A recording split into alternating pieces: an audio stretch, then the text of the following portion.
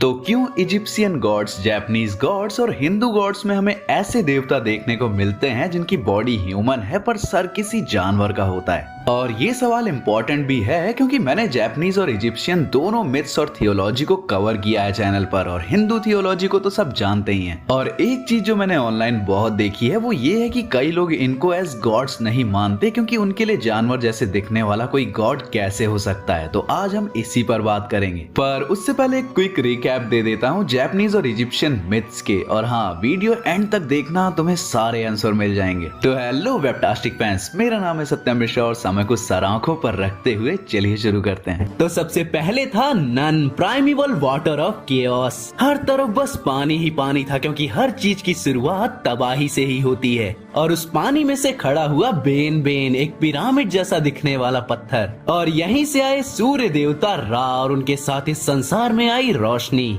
और सूर्य देवता रा के आंसुओं से ही इंसान बने जो भी आंसू धरती पर गिरे। और रा ने क्रिएट किया एक बेटे पवन देव शू को और एक बेटी मॉइस्चर की देवी टेफनेट को। और इन दोनों बहन भाइयों के बच्चे हुए गेब जो था अर्थ और नट जो थी आसमान। और फिर इन दोनों के बच्चे हुए ओसाइरिस, आइसिस, सेथ और नेफ्सीस। और ये सब मिलकर कहलाए एनेड, 9 प्राइमेवल गॉड्स जो तुमने मून नाइट में देखा ही था। ओसाइरिस ने फिर आइरिस से शादी की और दोनों ने इजिप्ट पे राज करना चालू कर दिया। पर ये अच्छा समय ज्यादा दिन तक नहीं चला जब उसके भाई सेथ ने सिंहासन के लिए ओसाइरिस को मार दिया। फिर आइसिस ने अपनी बहन नेफ्थिस की मदद से अपने पति ओसाइरिस के बॉडी पार्ट्स जो सेथ ने अलग अलग जगह फैला दिए थे ढूंढ निकाले। फिर आइसिस ने मौत के देवता अनुबिस और शिक्षा के देव थोथ जो चांद के देवता भी थे उनकी मदद से ओसाइरिस की बॉडी को वापस बना लिया। वो इजिप्ट की पहली मम्मी थी, पर दिक्कत ये थी कि वो असली वर्ल्ड में नहीं रह सकता था, तो वो दुएत में चला गया जो इजिप्ट में लैंड ऑफ द डेड है। और आइसिस ने छुपकर होरस नाम के बच्चे को जन्म दिया। होरस को गॉड ऑफ किंगशिप भी बोलते हैं क्योंकि वो बड़ा होके लीगली सेथ से लड़ा जिसमें गेब ने होरस को राजगद्दी दे दी। और बस वहीं से इजिप्ट में राज चलता आ रहा है। जो भी इजिप्ट का राजा बनता वो होरस का वंशज होता, मतलब बोलते तो वो लोग ऐसा ही हैं। अब ओसाइरिस जो अब अंडरवर्ल्ड का राजा था और इजिप्ट के सबसे अच्छे गॉड्स में से एक माना जाता था, उसी की वजह से ये मम्मी वाला सिस्टम चालू हुआ। मरने के बाद उन लोगों की आत्मा कई राक्षसों से बचते हुए पहुंचती अनुबिस और थोथ के पास, जो 42 जजों के साथ मिलकर उनकी आत्मा की परीक्षा लेते कि वो कितनी शुद्ध हैं। और मेरे दोस्त, ये पूरा सिस्टम तुम मून नाइट में देख ही चुके होगे। अपना हर पाप गिनवाओ तो तुम्हारा कांटा हल्का होगा। कांटे पर रखा था एक तरफ पिक्चर ऑफ ट्रूथ और एक तरफ मरने वाले का दिल। और अगर तुमने ये जगह पास कर ली तो फिर बस ओसाइरिस देखेगा कि तुम्हें आफ्टर लाइफ में कहाँ भेजना है। पर अगर कोई सच का सामना नहीं कर पाता तो एमिट उसका दिल खा जाएगी, जिससे उसकी आत्मा एग्जिस्टेंस से ही मिट जाएगी। वहीं ओसाइरिस की बीवी आइसिस को फेरोह, जो कि इजिप्ट में राजा बोले जाते थे, उनकी रक्षक भी कहा गया क्योंकि उसका बेटा ही किंगशिप का गॉड था। उसका बेटा होरस एक तरह से पहचान बना हर फेरोह की। जिंदगी रहते होरस उनके साथ था और मौत में होरस का पिता ओसाइरिस। वहीं ओसाइरिस का भाई सेथ जो डेजर्ट का देवता था, वो इजिप्ट में बुराई, बीमारी और क्राइम को रिप्रेजेंट करता था। पर ये सब गॉड्स बस एक स्पेसिफिक चीज के लिए बने थे। वहीं एक था अमुन जो क्रिएशन के पीछे था और वो गॉड्स का भी गॉड था। अब तुमने अपनी इंडिया की राज कॉमिक्स में मकबरा जैसी कॉमिक्स पढ़ी होंगी तो तुमने अमुन रा का नाम तो जरूर सुना होगा। तो असल में जब अमुन ने सन और हेवन गॉड रा को अपने अंदर समा लिया तब उसे ये नाम मिला। और यहीं से वो सारे गॉड्स का किंग बन गया क्योंकि इजिप्ट में सूरज को सबसे ज्यादा माना जाता है। और वहीं सन गॉड के हेवन से अंडरवर्ल्ड के ट्रैवल को जो वो हर दिन करते हैं, उसी से दिन और रात का चक्कर चलता है। और वहीं था पटाह। भैंस की आंख इसको प्रोनाउंस करने में मुझे 4 कट लगे हैं। पटाह जो था तो आर्ट और क्राफ्ट का देवता, पर उसी ने अर्थ को ऐसा बनाया जैसी वो है, खूबसूरत और डाइवर्स। और इसी तरह ये इजिप्शियन गॉड्स अभी भी इजिप्ट को चला रहे हैं, जहां अनुबिस और ओसाइरिस इंसानों के मम्मी बनने से आफ्टर लाइफ में जाने तक की यात्रा पे ध्यान देते हैं। और तभी बोला जाता है कि कभी किसी फेरोह की मम्मी को उसके टॉम्ब से मत चुराना वरना एनुबिस का श्राप लगेगा। वहीं आइसिस और अमुन रा जैसे गॉड्स लाइफ को आगे बढ़ाते हैं और सेत के होने से ही बुरे लोग भी हैं जो बुरे काम करते हैं। अब इजिप्शियन माइथोलॉजी के मेन पार्ट्स तो हो गए, लेकिन एक R-rated स्टोरी है जिसके लिए तुम ससुरा वेट तो जरूर कर रहे होगे। तो तुम्हें याद है जब होरस सेत से लड़ने आया था राजगद्दी के लिए, तो लीगल लड़ाई से पहले एक अजीब सी लड़ाई हुई थी उन दोनों के बीच। तो होरस और सेत के बीच सालों तक युद्ध चल रहा था अलग अलग तरीकों से, और इस घमासान युद्ध में ऑब्वियसली उन दोनों को काफी चोटें भी आई थी। पर एक बार सेत ने होरस को खाने पे बुलाया कि चलो लड़ाई झगड़ा तो होता रहेगा, मैच्योर लोगों की तरह इसे सुलझाते हैं। पर असल में सेत का प्लान था कि वो होरस अपने भतीजे के अंदर अपना सीड डालेगा। हाँ, तुम बिल्कुल ठीक समझ रहे हो, वो अपना सीमन उसके शरीर में करके, ताकि होरस राजा बनने के लायक ही ना रहे, क्योंकि उस टाइम पे सेक्स के नियम के अनुसार दोनों में होरस एक औरत कहलाया जाएगा। पर होरस ने उसका प्लान पकड़ लिया और सेत के सीमन को अपने अंदर जाने से रोक लिया, और बाद में होरस ने सेत के सलाद के पत्तों में अपना सीमन डाल दिया। ये क्या हो गया? जिसका सेत को पता तक नहीं चला, और इसी वजह से कोर्ट में होरस केस जीत गया और राजा बन गया, क्योंकि सेत के अंदर उसका सीमन था। क्या ही फर्क पड़ता है कहीं और से गया हो या मुंह से। तो शुरुआत में हर जगह तबाही थी, और उस तबाही के बाद प्राचीन भगवानों ने ही आसमान और धरती को बनाया, और फिर उन्होंने बनाया इजानागी और इजानामी को। इन दैविक जोड़ी का काम था संसार और इसमें बसने वाली हर चीज का निर्माण करना, और इन्होंने अपनी क्रिएशन का काम मिलकर इतनी खूबसूरती से किया कि ये दोनों एक दूसरे के साथ प्यार में गिर गए। तो दोनों ने निश्चय किया कि दोनों मिलकर खूबसूरत संतानें पैदा करेंगे। पर इनके प्यार से जिन जीवों ने जन्म लिया वो दिखने में बहुत अजीब थे, जैसे कि उनको कोई श्राप मिला हो, क्योंकि इसका कारण था कि सेक्सुअल रिलेशनशिप के लिए प्रपोज फीमेल ने किया था, मेल ने नहीं। तो उन्होंने फिर से कोशिश करने का सोचा, और इस बार पति यानी इजानागी ने इजानामी को प्रपोज किया इस रिचुअल के लिए, और इस तरह इन दोनों ने दूसरे गॉड्स को जन्म दिया और मिलकर जापान के वो आइलैंड्स बनाए। पर इनका अंत उतना खुशी भरा नहीं था। इजानामी ने आखिरी बच्चे को जन्म दिया कागोसूची को, जो गॉड ऑफ फायर था, लेकिन उसके पैदा होते ही वो मर गई और वो योमी में चली गई, जो मौत की दुनिया है। इजानागी ये बर्दाश्त नहीं कर पाया कि एक बच्चे के जन्म ने उसकी बीवी को मार दिया, और उसने कागोसूची के टुकड़े टुकड़े कर दिए अपने हथियार से, और उस बच्चे के टुकड़े जो धरती पर गिरे वो सब आज जापान के वाल्कानो यानी ज्वालामुखी हैं। और फिर इजानागी ने अंडरवर्ल्ड में जाने की सोची अपनी बीवी को बचाने के लिए, पर वो जगह ओनी यानी कि जितनी भी इविल स्पिरिट्स थी उनसे भरी हुई थी। उसे उसकी बीवी वहाँ भी ऐसी ही हालत में मिली, पूरी तरह से करप्टेड फॉर्म में। अब वो कोई दैविक स्पिरिट नहीं थी, गॉडेस ऑफ डेथ। तो इजानागी ने अपनी बीवी को एक्सेप्ट करने से मना कर दिया, और इजानामी ने गुस्से में आकर उसके पीछे मॉन्स्टर्स को लगा दिया। तो इजानागी जैसे तैसे वहाँ से बाहर निकल आया और योमी यानी अंडरवर्ल्ड का रास्ता हमेशा के लिए बंद कर दिया। इजानामी यानी अपनी पत्नी को हमेशा के लिए वहाँ बंद करके अंडरवर्ल्ड की डार्कनेस से खुद को दूषित पाए इजानागी ने एक प्योर बात लिया, और उस बात से कई कामी यानी गॉड्स और योकोई यानी कि स्पिरिट्स पैदा हुए। और जब इजानागी अपनी बीवी के लिए रोया तो आमे तेरासु और सुकुयोमी नाम के एक गॉडेस और एक गॉड उन आंसुओं में पैदा हुए, और उसकी नाक से पैदा हुआ गॉड सुजानो।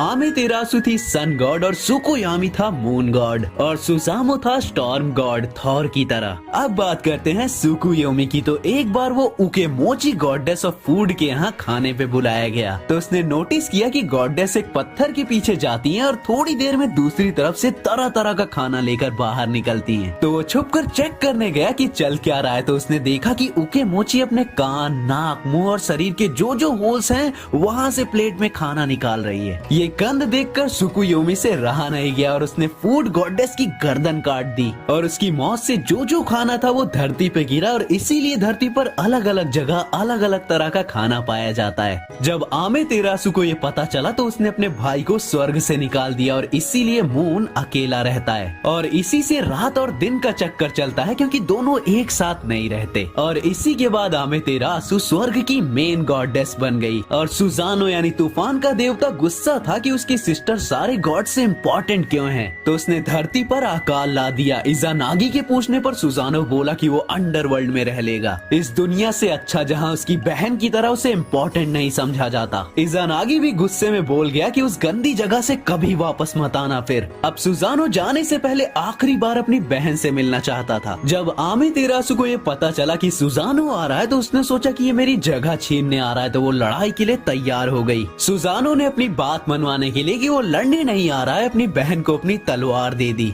उस तलवार के 3 टुकड़ों से 3 फीमेल देवियां बनी और सुजानो ने अपनी बहन के नेकलेस से 5 मेल देवों को बनाया। आमेतेरासु ने बोला कि भाई तू हार गया क्योंकि तेरी तलवार से बस 3 बेटियां हुई और मेरे नेकलेस से 5 बेटे, तुझसे ज्यादा। तो अपनी बहन के गुस्से में उसने आमेतेरासु के महल में तबाही मचा दी और वहाँ काम करने वाली औरतें भी डर से मर गई। परेशान और दुखी सन गॉडेस एक गुफा में जा छुपी और अपने आप को बंद कर लिया। इसका असर ये हुआ कि अंधेरा हर जगह फैल गया और जानवरों की जगह ले ली इविल स्पिरिट्स ने। तो बहुत टाइम तक उस अंधेरे में रहने के बाद सारे गॉड्स उस गुफा के बाहर इकट्ठे होकर पार्टी करने लग गए। नाच गाना सब था। आमेतेरासु ने खुद को कंट्रोल करने की कोशिश की पर वो बाहर आई कि सब लोग इतने खुश कैसे हैं। तब सामने रखे आईने में उसे एक और सन गॉडेस दिखाई दी, पर थोड़ी देर में उसे रियलाइज हुआ कि ये तो मैं ही हूँ और वो समझ गई कि उसकी रोशनी से ही पूरा संसार है, तो अपने स्वार्थ के लिए वो दूसरों को दुख नहीं दे सकती। दुनिया वापस अच्छी हो गई थी, पर सुजानो को सजा देने के लिए उसके बाल काट के उसे भगवानों के दर्जे से बाहर करके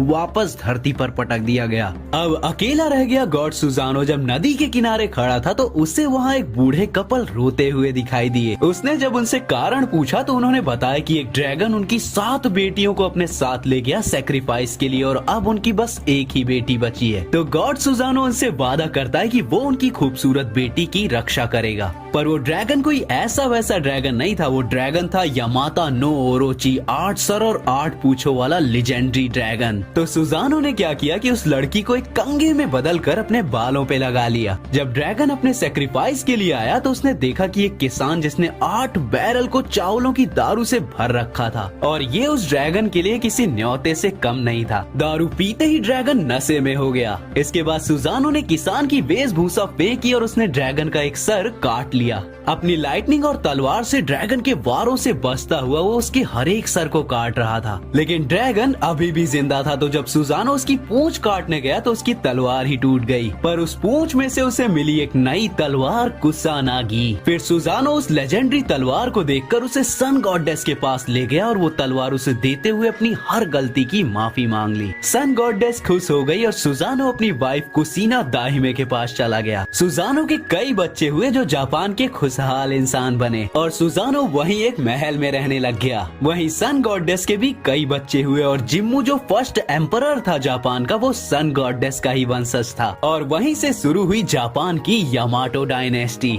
रुको जाने से पहले मेरे कुछ फेवरेट जापानीज मॉन्स्टर्स के बारे में भी सुनते जाओ, क्योंकि मॉन्स्टर्स, ओनी, इविल स्पिरिट्स, जो भी तुम उन्हें बुलाना चाहो, यही तो है जापान का असली अट्रैक्शन माइथोलॉजी में। तो पहला है सिरी में एक सफेद मॉन्स्टर जो तुम्हें अगर रास्ते में मिल गया तो तुम्हें नुकसान तो नहीं पहुंचाएगा, पर अपने सारे कपड़े खोल के तुम्हें अपनी आंख जरूर दिखाएगा और इसकी आंख बिल्कुल भी सही जगह नहीं होती, मतलब जैसा कि तुम देख ही सकते हो। अगर ओनली फैंस वालों की कोई रिलेटेबल स्पिरिट होगी तो यही होगी। दूसरा है कासाउबा के एक टूटा हुआ छाता जिसके एक जीभ और एक टांग निकली हुई है। ये सुकु मोगमी का पार्ट है जहाँ रोज काम में आने वाले ऑब्जेक्ट्स में आत्मा चली जाती है। और काप्पा, इनके बारे में डोरेमोन जैसे एनिमे में देखा ही होगा, कछुए जैसे दिखने वाले खीरा खाने वाले शैतान। किसी नदी तालाब के पास या तो ये लड़कियों के किमोनो के नीचे झांकते हैं, पर ये ज्यादा खतरनाक इसलिए भी हैं क्योंकि ये बच्चों को किडनैप करते हैं, लोगों को डुबा डुबा के मारते हैं और तो और इवन औरतों के साथ जबरदस्ती संबंध भी बनाते हैं। भरोसा ना हो तो ऑनलाइन चेक कर लेना। तो जापानीज माइथोलॉजी बहुत सिंपल है पर इसमें बहुत सारी डार्क और वियर्ड चीज। अब तुमने जापानीज और इजिप्शियन गॉड्स को जान लिया, वो कैसे काम करते हैं उन्हें जान लिया। अब जानवर वाली बात पर आने से पहले बात करते हैं कि कैसे इजिप्शियन गॉड्स को भी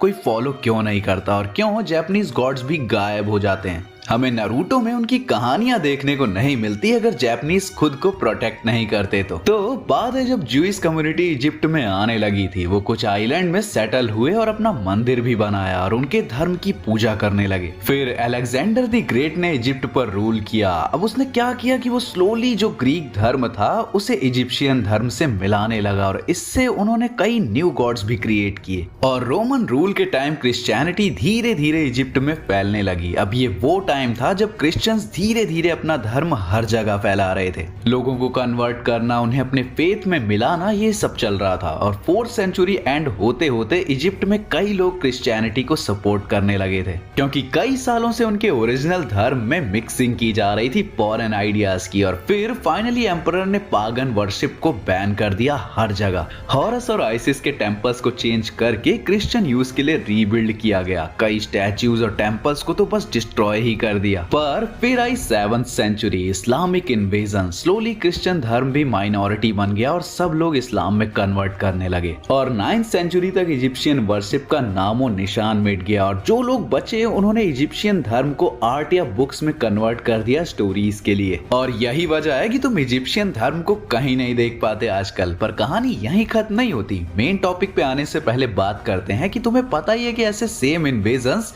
इंडिया में भी हुए हैं और उनके इफेक्ट्स आज भी हैं। तो क्रिश्चियन चर्च ने ये चीज जापान में भी करने की कोशिश की थी। अब जापान का क्या है कि वो सॉलिट्यूड वाली कंट्री थी। उसने कई एशियन कंट्रीज पर रूल किया और उनकी मेन प्रैक्टिस थी शिंटो गॉड्स की और बुद्धिज्म की। अब इसीलिए जो ये इन्वेजन वाला टाइम था वो जा चुका था। तो क्रिश्चियनिटी ने अलग तरह से जापान को अप्रोच किया। मिड 16th सेंचुरी में चर्च की तरफ से सेंट्स जापान गए और जो जापान के लॉर्ड्स थे उनसे दोस्ती की, ताकि ये लॉर्ड्स यूरोप से ट्रेड कर पाएं, चाहे वो रिसोर्सेस की हो या मिलिट्री ट्रेड। इसके चलते धीरे धीरे कई लॉर्ड्स खुद से क्रिश्चियनिटी की तरफ बदल गए। अब क्रिश्चियंस ने वही किया जो उन्होंने इजिप्ट में भी किया था या फिर इंडिया में भी। उन्होंने बोला कि ये जो तुम्हारे शिंतो गॉड्स या बुद्धिस्ट देवता हैं ये सब बस आइडल्स हैं, इनकी पूजा करना बेकार है। और क्रिश्चियंस ऐसे धीरे धीरे फादर्स और संतों को भेजने लग गए लोगों को कन्वर्ट करने के लिए। या तो ट्रेड के लालच से अमीरों को कन्वर्ट करो या खुशी के लालच से गरीबों को। और जिस जगह ज्यादा क्रिश्चियंस कन्वर्ट हो जाएं वहां की श्राइन और स्टैचूज को डिस्ट्रॉय कर दो। पर जो सोगन्स थे उनकी आंखें खुली और उन्होंने क्रिश्चियनिटी को एक थ्रेट की तरह देखा। तो वो जो भी क्रिश्चियंस कन्वर्ट थे उन्हें टॉर्चर करने लगे ताकि वो वापस शिंतो गॉड्स की पूजा करने लगे। और इवन जो चर्च वगैरह सेंट्स को भेजते थे उनसे भी क्रिश्चियन धर्म की बेइज्जती करवाते थे अगर उन्हें जिंदा रहना है तो। और इस तरह उन्होंने क्रिश्चियनिटी के पूरे जापान पर टेक ओवर करने से पहले ही उन्हें रोक दिया। अब अपने एंड्रयू गारफील्ड की एक मूवी भी है साइलेंस नाम की, जो इसी साइड को दिखाती है जब सोगन्स ने क्रिश्चियनिटी को खत्म किया था। और इसके चलते क्रिश्चियनिटी जापान में माइनॉरिटी बन गई थी, लाइक बस 2% के आसपास। पर उन्होंने यूरोपियन साइड पर फुल कंट्रोल ले लिया और इसीलिए कई धर्म गायब हो गए। तो अब वो लोग क्वेश्चन करते हैं कि तुम लोग ऐसे गॉड्स की पूजा कैसे कर सकते हो जिनके चेहरे या इनका शरीर जानवरों का है। अब यार मुझे इजिप्शियन और शिंतो की उतनी नॉलेज नहीं है, तो अगर कोई शिंतो धर्म को जानता है तो वो इस चीज को लेकर क्लियर कर सकता है कि क्यों वहाँ गॉड्स में ड्रैगन्स और फॉक्स और भी कई एनिमल्स को इतना ऊपर माना जाता है। पर जो हिंदू धर्म है उसका कुछ मैं बता सकता हूँ। पर अगेन मैं किसी भी बिलीफ की साइड नहीं ले रहा, मेरा खुद का बिलीफ बस साइंस पे है। मैंने बस कहानी बताई थी कि कैसे अब्राहमिक रिलीजन स्पेशली क्रिश्चियनिटी फैली थी और कैसे इजिप्शियन गॉड्स गायब हुए।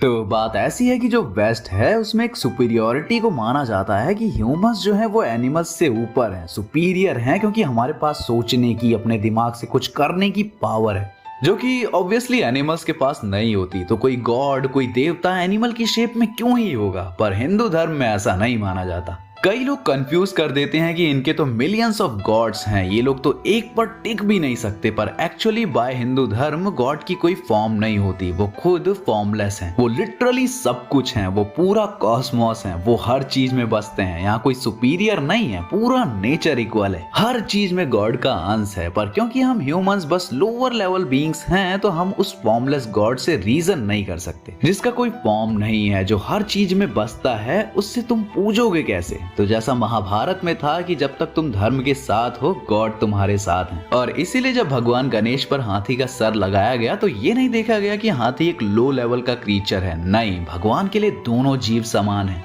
तो गणेश जी को वापस लाइफ मिल गई, बस वही मैटर करता है। हनुमान और उनके जैसे कई वानर जाति के जीव राम भगवान की सेना में थे। वहाँ ये नहीं देखा गया कि कौन किस कैटेगरी का है, सब धर्म के लिए लड़ रहे थे और सब समान थे। तो बेसिकली हिंदू धर्म की बात वहीं आ जाती है कि तुम किसी भी देवता को वर्शिप करो, तुम किसी भी महापुरुष को अपना भगवान मानो, किसी जानवर को खाना खिलाओ या फिर तुम बस अपने पेरेंट्स की भी पूजा करोगे, तब भी तुम गॉड की वर्शिप कर रहे हो। ये पत्थर, ये मूर्तियां, ये सब बस मटेरियलिस्टिक चीजें हैं, क्योंकि हम ह्यूमंस को मटेरियल चाहिए। हम बस इमेजिन नहीं कर सकते उस फॉर्मलेस गॉड को, तो हम उस गॉड को एक फॉर्म दे देते हैं, वर्शिप वर्शिप करने के लिए। वैसे इस चीज की कोई जरूरत नहीं है, तुम आंख बंद करके भी वर्शिप कर सकते हो, पर ये मटेरियलिस्टिक इमेज बस एक तरह का बिलीफ सिस्टम है। और शायद यही रीजन है सिंतो या इजिप्शियन धर्म में भी इतने एनिमल्स के दिखने का। बाकी तुम्हें कुछ और ऐड करना है तो कमेंट्स में ऐड कर सकते हो, और तुम्हें वीडियो के नीचे कुछ ऑप्शंस दिख रहे होंगे, लाइक का, शेयर का, सुपर चैट का और सब्सक्राइब का। तो चैनल को सपोर्ट करने के लिए तुम जो चाहो वो कर सकते हो। बाकी मैं मिलता हूँ किसी और वीडियो, कॉमिक, माइथोलॉजी और हिस्ट्री रिलेटेड वीडियो के साथ। तब तक के लिए बी वेबटास्टिक, बी फैंटास्टिक।